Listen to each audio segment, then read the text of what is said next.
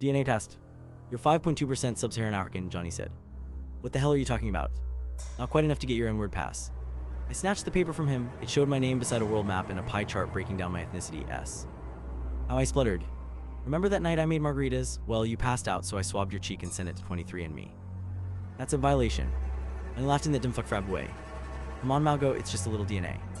I sank onto the sofa, confused and angry. The news was playing a report about a sick center, but I couldn't focus. You know I have a mental problem, I continued D. About being arrested, what the fuck does that have to do with anything?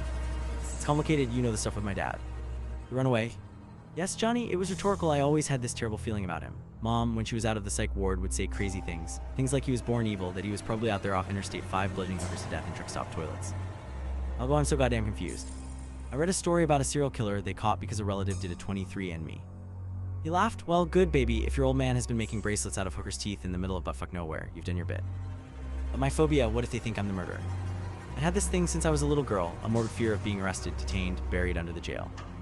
As a kid, it manifested in admissions of guilt for non-existent crimes. Now, every time I went through an airport, some voice told me I was secretly smuggling several kgs of Colombian coke.